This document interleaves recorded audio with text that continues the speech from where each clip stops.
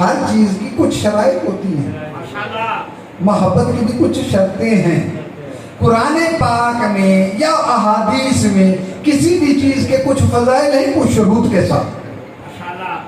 بھائی نبی فرما رہے ہیں کہ دیکھو جی 3 چیزیں ایسی ہیں کہ جن کو دیکھنا عبادت ہے، اور فرما رہے ہیں 3 چیزیں دیکھنا، النظر علی الکعبۃ عبادت، کعبہ کو دیکھنا عبادت ہے، النظر علی وجہ علی بن ابی طالب عبادت، علی کے چہرے کی طرف دیکھنا عبادت ہے، النظر علی المصحف عبادت، قرآن پاک کی طرف دیکھنا عبادت ہے۔ اب مولا علی یہاں پر ہے نہیں، مولا علی کی ایک حدیث ہے، یا حارث حمدان من یمت یرانی، اے حارث حمدانی جو مرے گا مجھے دیکھے گا، توجہ ہے، جو مرے گا مجھے دیکھے گا۔ اور کعبہ دیکھنے کا تو آپ کو پتہ ہے کتنا خرچہ ہے، پتہ ہے نا جی؟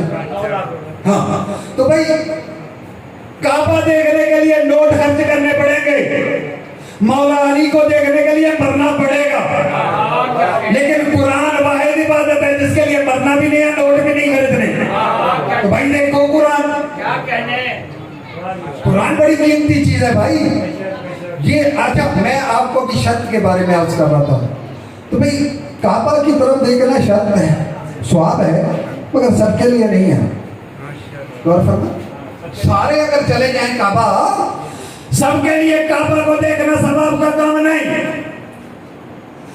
مولا علی کے چہرے کو دیکھنا ثواب ہے مگر سب کے لیے نہیں، قرآن کو دیکھنا ثواب ہے مگر سب کے لیے نہیں۔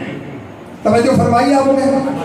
بابا کعبہ کو دیکھنا عبادت مگر سب کے لیے نہیں، قرآن کو دیکھنا عبادت مگر سب کے لیے نہیں، علی کو دیکھنا عبادت مگر سب کے لیے نہیں۔ بھئی کعبہ کو دیکھنا عبادت ہے مگر ابرہا کے لیے تو نہیں، جو کعبہ کو تباہ کرنے آیا تھا اس کے لیے عبادت نہیں ہے۔